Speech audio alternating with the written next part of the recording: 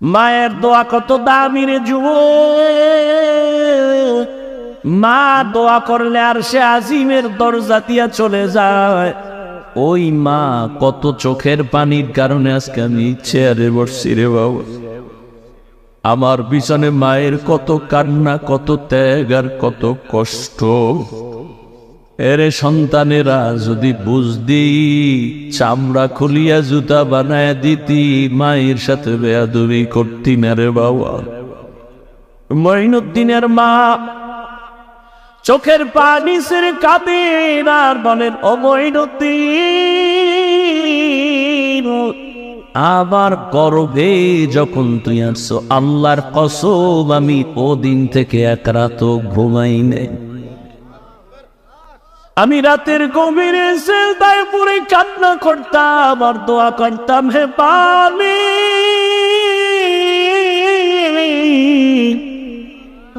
আমার গর্ভের সন্তানটাকে তুমি তোমার খাস ওলি বানাইয়া পাঠাইয়া দাও রে আল্লাহ। মায়ের দোয়া কত দামি রে যুবক। মা দোয়া করলে আর সে আজিমের দরজা দিয়া চলে যায়। ওই মা কত চোখের পানির কারণে আজকে আমি চেয়ারে বসছি রে বাবা। আমার পিছনে মায়ের কত কান্না, কত ত্যাগ আর কত কষ্ট। এরে সন্তানেরা যদি বুঝদি, চামড়া খুলিয়া জুতা বানায় দিতি, মায়ের সাথে বেয়াদবি করতি না রে বাবা। মা আমি যেদিন দুনিয়াতে আসছি রে যুবক, তুমি যেদিন দুনিয়াতে আসছো, প্রসব বেদনায় মা পাবেন। মা যেই মায়ের কণ্ঠ ঘরের বাইরে যায় না, কিন্তু আমি দুনিয়াতে আসার সময় মায়ের এত ব্যথা বেদনার চিৎকারের আওয়াজ বাইরের পাশের বাড়ির মা বোনরা ঘুমাইতে পারে না।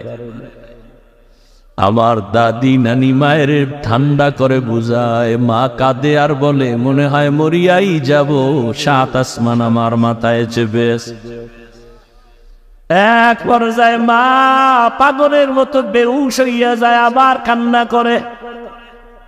হঠাৎ মা বলে, ও শাশুড়ি, ও মা চলে যাও, 5টা মিনিটের জন্য আমার স্বামীকে একটু আমার কাছে আসতে দাও। আমার আম্মা জান আব্বা জানের পাইয়া হাতটা ধইরা চোখের পানি ছেড়ে বলে, স্বামী, মা বাবার মায়া ত্যাগ করে তোমার ঘরে আসছি, খাইয়া না খায়া তোমার সংসার কাটাইলা, আজ তুমি আমারে মাফ করে দেও। যেইভাবে খেদমত করা দরকার পারি নাই, মরে যাব, দোয়া করি। বাবা বলে, ও বিবি এত অধৈর্য কেন? বলে, 7 আসমানের চাপ আমার মাথায়। এই প্রসব বেদনায় কত নারী দুনিয়া থেকে চলে যায়। ও স্বামী, আমিও বাঁচবো না, দোয়া করিও। বাবা একটা দৌড় দিয়া ওযু বানাইয়া যায় না, মাঝে গিয়া কান্না করে, ও আল্লাহ, আমার বিবির হেফাজতের জিম্মাদারি হয়ে যাও। এরে সন্তানেরা, খাজা মঈনুদ্দিনের মা কান্না করে আর বলে, রে মঈনুদ্দিন, রাতের গভীরে যায় নামাজে চোখের পানি, এক রাত আমি কান্না সারা কাটাইতাম না। ওই টাইম তো বড় আরামের, আল্লাহর সাথে কথা বলার নির্জন টাইম। অতিও গভীর হয় রজনী যখন, নীরবে প্রভুর নাম জপিও তখন। প্রভুর করুণা যদি পাইবারে চাও, গভীর রাতে উঠে প্রভুর গুণগান গাও।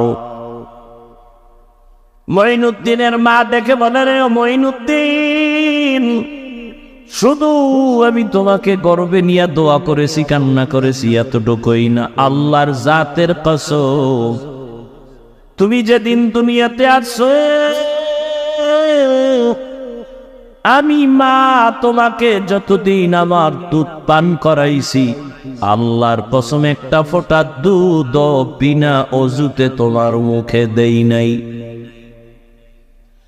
এক ফোঁটা দুধ বিনা অজুতে তোমার মুখে দেই নাই। রহমতের নবীর উপরে দুইটা ছায়া ছিল দুনিয়ার লাইনে। এক ছায়া চাচা আবু তালেব, আর এক ছায়া হলো তার সহধর্মিনী আম্মা জান খাদিজাতুল কুবরা রাদিয়াল্লাহু আনহা। কেমন কঠিন!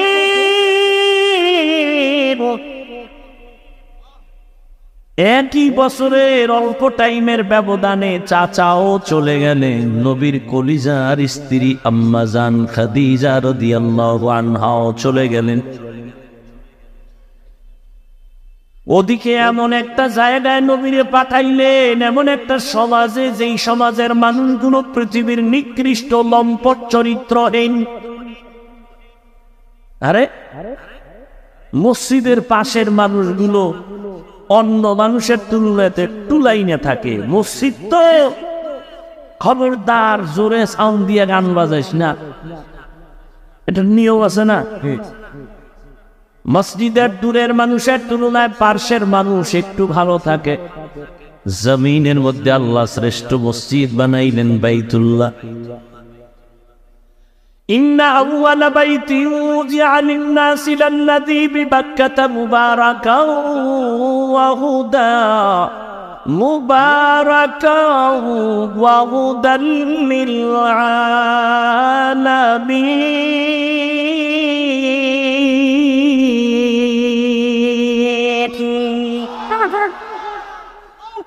পৃথিবীর শ্রেষ্ঠ ঘর বাইতুল্লাহ। কেমন ঘর! এই সব ঘর মসজিদ কার ঘর? নোয়াখালীর কেন্দ্রীয় মসজিদ কার ঘর? বাইতুল মুকাররম মসজিদ কার ঘর? সব মসজিদ আবার আল্লাহর ঘর, তবে বাইতুল্লাহর মর্যাদা অনেক বেশি। যেই বাইতুল্লাহর দিকে তাকাইয়া থাকবি সওয়াব। যেই বাইতুল্লাহর সীমানায় বসে একবার যদি ডাক দাও আল্লাহ, সাথে সাথে 1,00,000 বার আল্লাহ বলার সওয়াব। বাইতুল্লাহর সীমানায় বসে যদি একবার বলো সুবহান, 1,00,000 বার সুবহান বলার সওয়াব। বাইতুল্লাহর এরিয়ায় যদি একটা সিজদা দাও, 1,00,000 সিজদার সওয়াব আল্লাহ দান করবেন। এমন একটা দামি ঘরের পার্শ্বের মানুষগুলো এত বড় চরিত্রহীন হলো কেন? দুনিয়ার অন্য কোথাও এত খারাপ মানুষ নাই। বাইতুল্লাহর এরিয়ার মানুষ, পাশের মানুষগুলো এই পরিমাণ লম্পট চরিত্রহীন কেন? এর একমাত্র কারণ, অনেকগুলো কারণের বড় একটা কারণ, এদের কোনো মুরব্বী ছিল না। ঈসা নবী চলে গেছেন, 500 বছরের প্লাস, এর মধ্যে কোনো নবী নেই। মানুষগুলো মুরব্বী না থাকলে বেপরোয়া চলে। গরুর গলায় রশি আর মালিক না থাকলে গরুর আর কোনো টেনশন নাই, স্বাধীন। জমিনের মধ্যে স্বাধীন স্বাধীন করে যারা চলে, এদের জিন্দেগি ভালো না। আকাশে স্বাধীনভাবে পাখি উড়ে, কোনো দাম নাই। খাঁচার মধ্যে যেটা আটকায় গেছে ওটার মূল্য বেড়ে গেছে।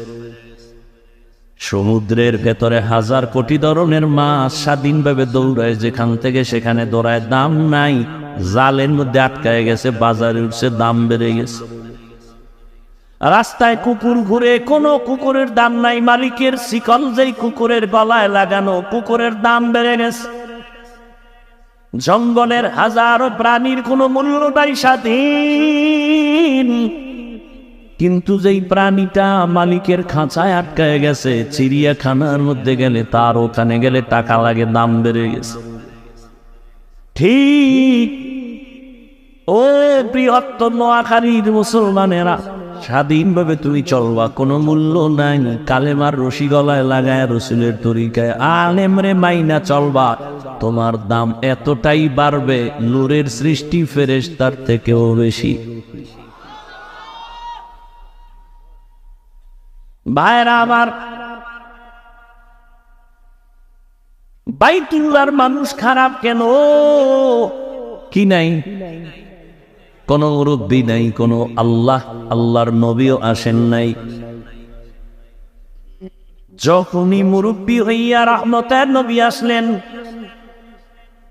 রহমতের নবী যখন আইসা উম্মতের সুন্দর আদর্শের দাওয়াত দিলেন, মানুষগুলো সেই চরিত্রহীন মানুষ এতটা দামি হয়ে গেল, আল্লাহ বলেন জিবরাইল লিস্টি নিয়ে রহমতের নবীরে দেয়, এই লিস্টিতে যাদের নাম আছে সবাই বিনা হিসাবে জান্নাতি।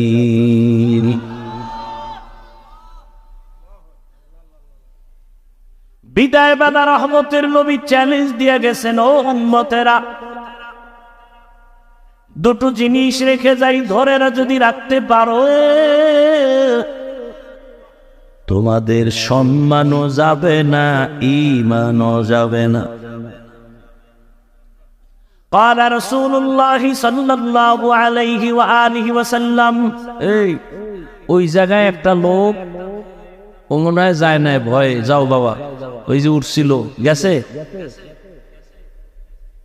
না, আর ভেজাল লাগাই সব নষ্ট করো না, তোমার সমস্যা থাকলে যাও। এটাই তো দুনিয়ার পরীক্ষা।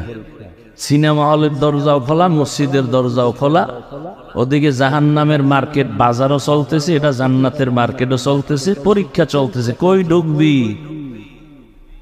হ্যাঁ, ওখানে দোকানপাট চলে, ওখানে খেলনা, ওখানে বেলুন, ওখানে নারী, ওখানে পুরুষ, ওখানে যুবক যুবতী, অবাধে কবিরা গুনাহ চলতেছে দোকানপাটে, চলে না? এখানে জান্নাতের বয়ান চলতেছে, ওখানে জাহান্নামের বাজার মিলাইছে ওয়াজ উপলক্ষে,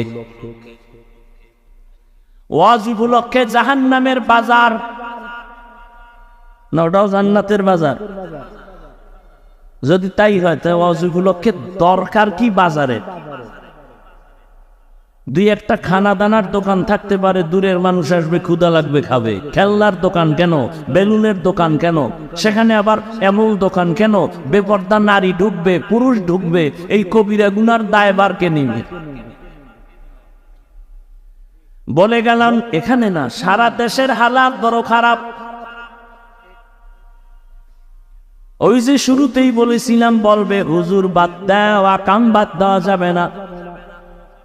ওয়াজে আসছে, বেলুন কিনছে, বেলুন, প্লাস্টিকের মাছ, মোনাজাতের পরে কান্দে লইয়া ঝুলায় ঝুলায় বাড়ি যাবে। ম্যাডাম কইবে ওয়াজেতে কি পাইছো? বলে বেলুন মোনাজাতে কবুল হয়ে গেছে, নিয়েছি। হাসো, হাসো কেন? তারও কিন্তু কারণ আছে। ১৫০০ বছর আগে নবী বলে গেছেন, লা ঈমানা লিমান লা হায়া আলা, যাদের লজ্জা নাই ওদের ঈমান নাই। পাগলের কোনো লজ্জা আসেনি, এজন্য হাসেন, আবার কান্দে, আবার দৌড় দেয়। অথচ আমি এখানে এতক্ষণ পর্যন্ত যতটা কথা বলছি, একটাও হাসির কথা বলি নাই। আল্লাহ হেদায়াত দান করুন, আল্লাহ আমারে করুন। আপনাকে হেদায়াত লাগলে আপনারা চাইয়ে লইন, নিজের জন্যই বেতাল অবস্থায় আছে। ভাইরা আমার,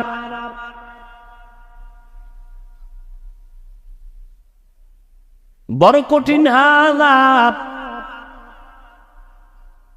ও পর্দার আম্মা জানেরা, আসেনি? আছে। নোয়াখালীর মহিলারা অজনে কি শুনবে? হেরা যে আয়ার ডাইনে বামে কতটি ক্যাসেট লইয়া,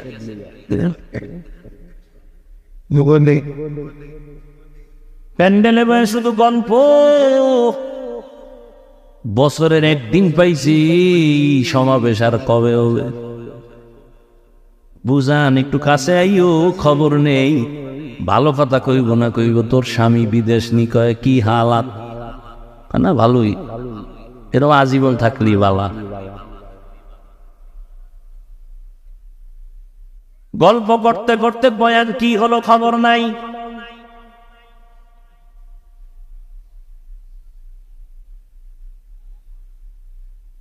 বয়ানের প্রয়োজনীয়তাই মনে করে না, গল্প করে করে আসছে, আবার বাসায় যাবে। অথচ আম্মাজানদের বয়ান বেশি শোনা দরকার। বাবার তুলনায় মায়ের অবদান সন্তানের উপরে অনেক বেশি। এরে আব্বাজান, এই জমিনের মধ্যে আপনারাই হলেন বড় দামি। জমিনে যত নবী আল্লাহ পাঠাইছে সব মায়ের সন্তান। আরে আম্মা জান, আপনারা সাহাবায়ে কেরামদের মায়ের মতোই দামি মা। আলেম হাফেজে কোরআনদের মায়ের মতো দামি। আরে আম্মা জানেরা, এ দুনিয়ায় যত ভালো সন্তান আছে সব আপনাদের কারণে। সময় যদি থাকে আমি শেষের দিকে দুই একটা ঘটনা শোনায় যাব। দুই একটা কিস্সা কাহিনী না বললে আমার নাম থাকে। এই নোয়াখালীরা হাফিজুর রহমান কিস্সা কাহিনীর ওয়াজ করে, তো দুই একটা শুনেই দেব না। সময় পাইলে শোনাবে।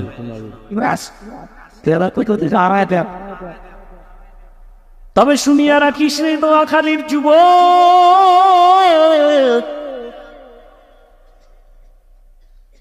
ওই কিস্সা কাহিনী বলিয়া যদি দুইটা মানুষ চোখের পানি চাইরা নামাজি হয়ে যায়, এর থেকে সফলতার কিছুই নাই। তুই বিরোধিতা করো না জানো জাহান্নাম খরিদ করো।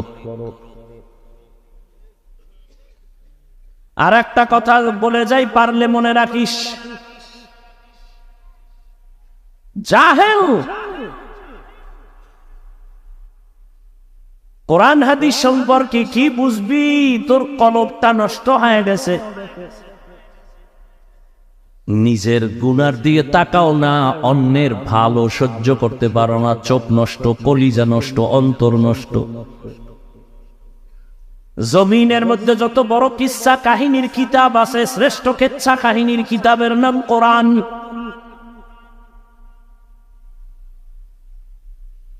জমিনের সর্বশ্রেষ্ঠ কিচ্ছা কাহিনীর দ্বিতীয় কিতাব হাদিস। এবার ওই জাহেলদেরকে বুঝাবার জন্য একটু আমাকে ওলামায়ে কেরাম একটু আমাকে সায় দেন, একটু সাহস দেন। ওই জাহেলরা দেখুক কোরআন হাদিসের মধ্যে কিচ্ছা আছে না নাই। ওলামায়ে কেরাম বলবেন, এই তোরা কোরআন বুঝো না, তোরা বকবক করো কেন? আলেমরা বলবে আসেনি। বলেন কোরআন শরীফের মধ্যে হাতির কেচ্ছা আসেনি, সাপের কেচ্ছা আসেনি, ব্যাঙের কেচ্ছা আসেনি, বাঘের কেচ্ছা আসেনি, পিঁপড়ার কেচ্ছা আসেনি, মশা মাছির কেচ্ছা আসেনি। তো এই জাহেলগুলো কি বলে কিচ্ছা কাহিনী নেই? বরং আমি যদি বলি সময় নাই, 2000 আয়াত আছে শুধু কেচ্ছা কাহিনী, কেচ্ছা কাহিনী, কেচ্ছা কাহিনী। কয় হাজার আয়াত? 2000। সময় নাই, দিছে তাফসিরুল কোরআন মাহফিল, 1-1.5 ঘন্টা কি হবে? তা না, এক বক্তাকে 2-3 দিন দিলে এবার একটা বিষয়ের উপরে আলোচনা করলে এবার কিছু বোঝা যায়। 13টা আয়াত কইরা তরজমা বলা, এর নাম তাফসির না। এটা তাফসির নামের ভণ্ডামি। আমি না নোয়াখালী আইলে বলি, সাইজ করি নোয়াখালী লাগে এই কথা কইয়া যে বাংলাদেশের আলেম গো তাফসির শিখাইয়া গেছে। তাফসির কি, কেন, কিভাবে শিখায় গেছে এ নোয়াখালীর রক্ত। হাবিবুল্লাহ মিসবাহ রাহমাতুল্লাহ, কি বুঝো তাফসিরে? কি বুঝো?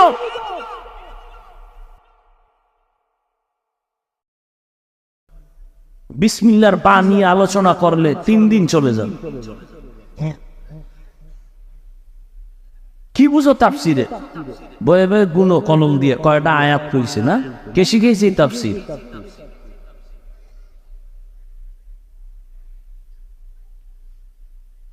ইউটিউবে 2-1টা অডিও বয়ান থাকতে পারে মিসবাহ রাহমাতুল্লাহ আলাইহি, এর বয়ান বুঝতে হলেও কিছু জ্ঞান নিয়ে বসা লাগে, নাহলে বুঝবেও না। ভিজিটিং কার্ডে মুফাসসির লিখতে লজ্জা লাগে না তো? আর 1000 কাট করতে 300-400 টাকা লাগে, তো মুফাসসির লেখনে আর সমস্যা নেই। মুফাসসিরে কোরআন সময়ের আলোর সৃষ্টিকারী বক্তা, যে বক্তা হে হের কাঁডে লেখে কেসা বে আয়া,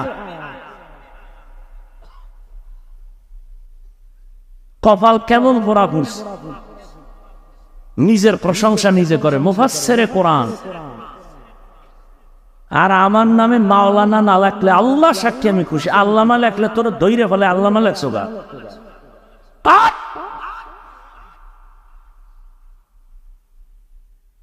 দেখি টাইটেল টুইটেল সারা দিয়ে আল্লাহ সম্মান দেয়নি।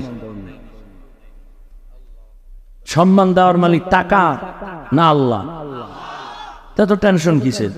এই বেটা নোয়াখালী বাবারা ধমক দিয়ে বলি, মোহাব্বতে বলে রাগ করো না, মাপ চাই পায়ে ধরে। তোমরাই তো বলো হাফিজ রহমানের এলেম নাই, কিছু নাই, তো আইসো কেন? তো প্রশ্ন তোমাকে করবো, আসছো কেন? তুমি না এই সিপা চাপায় আওয়াজ দিছো যে অজে লাভ নাই, কেসা কাহিনী কয়, এলেম নাই, কিছু নাই, এই নেই সেই, তো তুমি আসছো কেন? বলে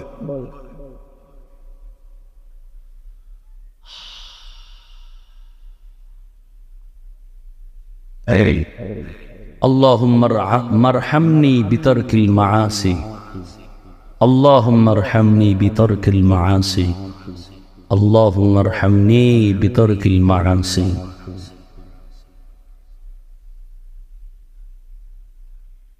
কি যুবকরা কেসা শুনবি? সোনাবন্ধের গান গাই না আমরা, ওই কেসা বলি যা শুনলে মানুষের দিল নরম হয়, চোখে বানিয়েছে। আমরা সোনাবন্ধের গান গাই না। জিন্দগি মে বন্দগি তো করনা হে, জিন্দগি মে বন্দগি তো করনা হে, জিন্দগি বে বন্দগি শर्मिंदा है, जिंदगी बे बंदगी शर्मिंदा है। यहाँ हम सब मुसाफिर दिल ना लगा, अहले दिल की नजर से रूह करता जा, शाह दौलत सब फकीर गर नेक ने है, शाह दौलत सब फकीर गर नेक ने है, जिंदगी में बंदगी तो करना है, जिंदगी। যে নবী তার হায়াতে কোনদিন একটা মিথ্যা কথা বলেন নাই,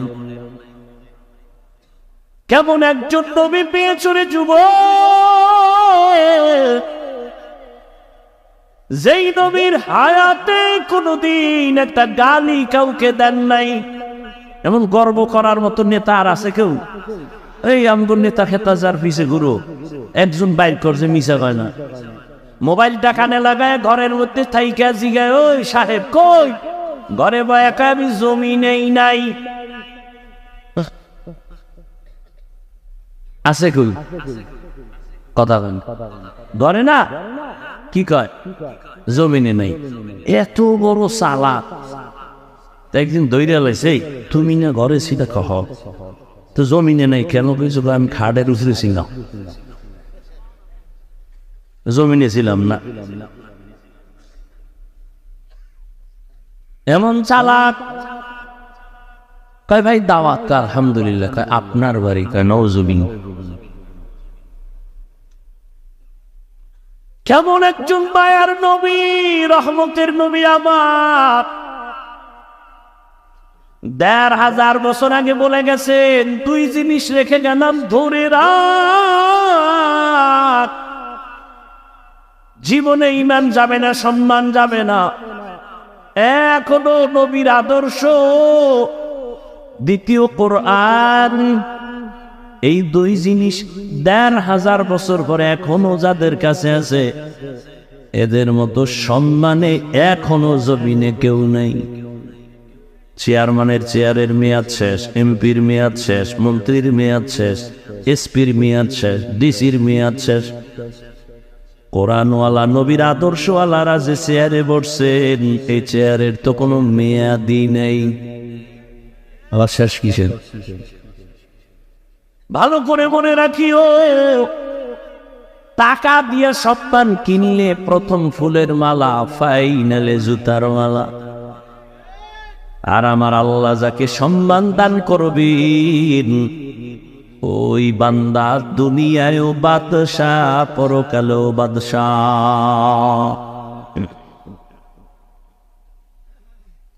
এরে নবীরা শেখ, কেমন একজন নবী আল্লাহ আমাদের দান করেছেন, যে রহমতের নবী জীবনে গালি দিবেন দূরের কথা, হাজারো গালি শুনছেন, একটা গালির জবাবও দেন নাই।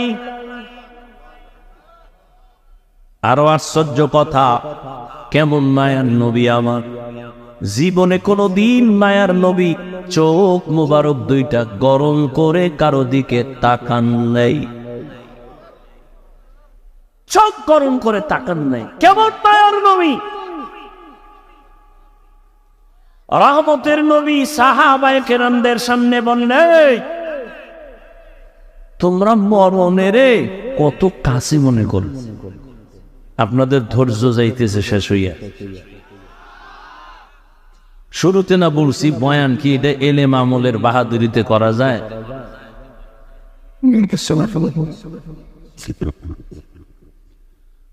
হায় হায়। নবী জিজ্ঞাসা করেন, মরণকে কত কাছে মনে করেন? একজন সাহাবী বলেন, ইয়া রাসূলুল্লাহ, আমি ফজরের নামাজ পড়িয়া ভয় পাই, জোহরের নামাজ আদায় করতে পারবো কিনা, এর মাঝে আজরাইল চলে আসবে। আর একজন সাহাবী বললেন, ইয়া রাসূলুল্লাহ, আমি জোহরের নামাজ আদায় করিয়া ভয়ে থাকি, আসরের নামাজ আদায় করতে পারবো কিনা, এর মাঝে না জানি আজরাইল এসে আমার রূহটা নিয়ে যায়। আর একজন সাহাবী বলেন, ইয়া রাসূলুল্লাহ, আমি আসরের নামাজ আদায় করিয়া অপেক্ষার ভয় মাগরিবের নামাজ আদায় করতে পারি কিনা, এর মাঝে আজরাইল চলে আসবে, এই ভয়ে থাকে। রহমতের নবী বললেন, আপনারা তো মরণকে অনেক দূরে মনে করেছেন, মরণ তো এত দূরে না, আরো কাছে। ইয়া রাসূলুল্লাহ, কেমন? কয়, আমি মনে করি নামাজ শেষ, ডান দিকে যখন আমি সালামটা ফিরাই, আমি ভয় অস্থির থাকি, বাম দিকে সালাম ফিরানোর আগে আজরাইল এসে হাজির হয়ে যাবে। মরণ থেকে যতই পালাও, মরণ তো বাহিনী মেঘিরি, যদিও সুদূর আকাশ পানে লুকাও, সেথায় লাগিয়ে সিঁড়ি, নদী পথে নৌকা চালাও ও মাঝি ভাই, বেদা ডোবার আগে আমি ওপার উঠতে চাই, ডুবে গেলে বেলারে আর উঠে না, ভেঙ্গে গেলে মেলারে আর জমে না। এরে আল্লাহর বান্দারা, ও আমার কলিজার যুবক, আমি তোমাদের হুজুর বানাবার জন্য আসি নাই, আমি একবারও কিন্তু বলি নাই এবং বলবো না যে আমি পাঁচকল্লি পড়েছি তুমিও বড়, আমি কওমি মাদ্রাসার সন্তান, তুমিও কওমিতে যাও, বলি নাই, বলবো না, ভয় পাইও না। আমি দাওয়াত ও তাবলীগের লাইনের সন্তান, আমি পীরের মুরিদ, একবারও বলি নাই, বলবো না তুমি তাবলীগে যাও, তুমি পীরের কাছে যাও, কি বলবো একটু খেয়াল করে শুনো রে বাবা। তুমি স্কুলে পড়ো, কলেজে পড়ো, চাকরি করো, ব্যবসা করো, ধন্যবাদ ধন্যবাদ ধন্যবাদ। শুধু ধন্যবাদই না, আমি বলবো এই যুবকেরা, স্কুল ছাড়িস না, কলেজ ছাড়িস না, লেখাপড়া করে ডাক্তার হও, ইঞ্জিনিয়ার হও, প্রফেসর হও, ব্যবসায়ী হও, চাকরিজীবী হও। তবে ছোট একটা দাবি আমার, বেয়াদব হইও না রে বাবা। বলতে পারো হাফিজ ভাই বেয়াদব হব না, তার ব্যাখ্যা কি? 3 জায়গায় বেয়াদবি করবা না, মরার আগে জীবন নষ্ট হয়ে যাবে। 1, মা বাবার সাথে কখনো বেয়াদবি করবা না, জীবন নষ্ট। 2, শিক্ষকের সাথে বেয়াদবি করবা না। 3, আলেমের সাথে বেয়াদবি করবা না। মা বাবারে যদি কষ্ট দাও, বরদোয়া লেগে যায়, কপাল শেষ। শিক্ষকের সাথে যদি খারাপ আচরণ করো, বরদোয়া লেগে যায়, জীবন শেষ। আলেমের যদি কষ্ট দেও, বরদোয়া লেগে যায়, তোমার জীবন ধ্বংস হয়ে যাবে মরার আগেই। তুমি ডাক্তার হও, বেয়াদব হইও না। মা বাবার দোয়া নিয়া, শিক্ষকের দোয়া নিয়া, উলামায়ে কেরামের পরামর্শ নিয়া তুমি জেনারেল লাইনে থাকিয়া লেখাপড়া করো, চাকরি করো, বাধা নাই। ও যুবক, তোমার মতো যুবক স্কুল কলেজে পড়ে, 5 বেলার নামাজ পড়ে, তুমি সাক্ষী দাও আসেনি। তুমি কেন পারো না? বিবেক দিয়া বলো, তোমার বিবেক কোথায়? তোমার কপালে কার বরদোয়া লাগছে, কার অভিশাপ লাগছে, বলো, তুমি কেন পারবা না? তোমার মতো জেনারেল লাইনের মানুষটা র্যাব, আর্মি, পুলিশ, বিডিআর এর চাকরি করে, ডাক্তার, প্রফেসর, ইঞ্জিনিয়ার, ব্যবসায়ী, চাকরিজীবী, 5 বেলার নামাজ পড়ে, তুমি কেন পারো না?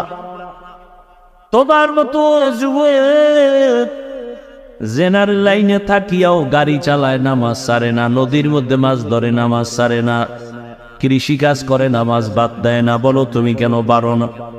কার বরদোয়া জানি লাগছে, তাড়াতাড়ি ক্ষমা নিয়ে নাও। মা বাবার চোখের পানি আর দোয়া ছাড়া জীবনে তোমার সফলতা আসবে না রে বাবা। কারণ এই মা বাবার চোখের পানি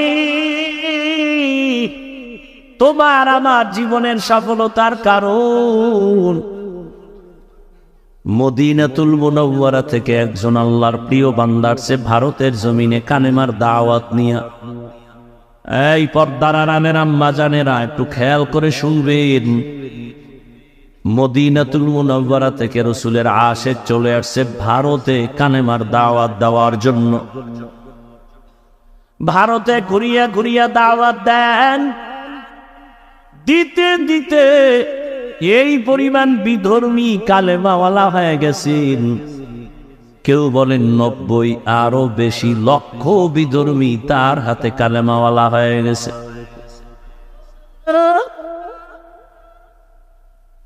আনন্দিত অন্তর ভরা, সবাই তার নাম জানেন, এমন আল্লাহর প্রিয় বান্দা, রাসূলের আশিক খাজা মঈনুদ্দিন চিশতি আজমিরি রহমাতুল্লাহ আলাইহি। খাজা মঈনুদ্দিনের মন বড় খুশি। আম্মা জানের সামনে বসলেন। মা বলে, এই মঈনুদ্দিন, তোর অন্তরে এত আনন্দ কেন? মঈনুদ্দিন চিশতি আজমিরি বলেন, আম্মা জান, আপনার দোয়া, আজ আমি ভারতবর্ষে কালেমার খেদমত করেছি, লক্ষ লক্ষ বিধর্মী মুসলমান হয়েছে। মা দেখে বলেন, মঈনুদ্দিন, এগুলো তোমার বাহাদুরি না, আমি মায়ের অবদান। কার অবদান? এরে যুবক,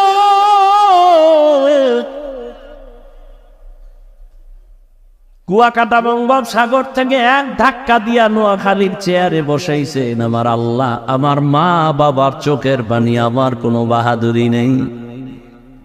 যেই আল্লাহ চেয়ারে বসান, ওই আল্লাহ যদি বেজার হয়, চেয়ার থেকে ফালাইয়াও দিতে পারেন। এই কারণেই তো জান্নাতের টিকিট পাইয়াও আবু বকর নামাজে কান্নার আওয়াজ, রহমতের নবী সাহাবায়ে কেরামদের সাথে বললেন, ও সাহাবারা, মরণ এত দূরে না, মরণ আরো কাছে। মঈনুদ্দিনের মা বলে, এই খাজা মঈনুদ্দিন, এই অবদান আমি মায়ের। মঈনুদ্দিন চিশতি বলেন, মা বলো তোমার কি অবদান? ও পর্দার আড়ালের আম্মা জানেরা, নিজের সম্মান যদি নিজে ধরে রাখতে না পারেন, কেউ দুনিয়ায় দিতে পারবে না। আপনাদের তো আল্লাহ সম্মানিত করেছেন, আপনারা নবীদের মা, সাহাবায়ে কেরামদের মা, আপনারা তো আয়েশা রাদিয়াল্লাহু আনহার মতোই নারী। এ দুনিয়ায় যত ভালো ভালো সন্তান আসছে, মা আপনাদের অবদানের কারণে। মঈনুদ্দিনের মা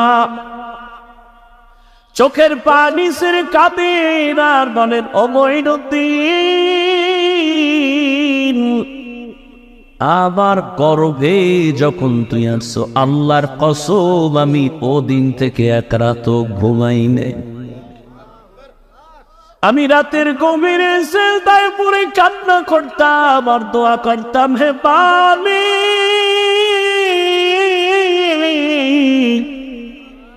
আবার গর্ভের সন্তানটাকে তুমি তোমার খাস ওলি বানাইয়া পাঠাইয়া দাও রে আল্লাহ। মায়ের দোয়া কত দামি রে যুবক। মা দোয়া করলে আর সে আজিমের দরজা দিয়া চলে যায়। ওই মা কত চোখের পানির কারণে আজকে আমি চেয়ারে বসছি রে বাবা। আমার পিছনে মায়ের কত কান্না, কত ত্যাগ আর কত কষ্ট। এরে সন্তানেরা, যদি বুঝদি চামড়া খুলিয়া জুতা বানায় দিতি, মায়ের সাথে বেয়াদবি করতি না রে বাবা। মা, আমি যেদিন দুনিয়াতে আসছি রে যুবক, তুমি যেদিন দুনিয়াতে আসছো, প্রসাব বেদনায় মা পাবেন। মা, যেই মায়ের কণ্ঠ ঘরের বাইরে যায় না, কিন্তু আমি দুনিয়াতে আসার সময় মায়ের এত ব্যথা বেদনার চিৎকারের আওয়াজ বাইরের পাশের বাড়ির মা বোনরা ঘুমাইতে পারে না। আমার দাদি নানি মায়ের ঠান্ডা করে বুঝায়, মা কাঁদে আর বলে, মনে হয় মরিয়াই যাব, সাত আসমান আমার মাথায় চেপে আছে। এক পর্যায়ে মা পাগলের মতো বেহুশ হইয়া যায়, আবার কান্না করে। হঠাৎ মা বলে, ও শাশুড়ি, ও মা, চলে যাও, 5টা মিনিটের জন্য আমার স্বামীকে একটু আমার কাছে আসতে দাও।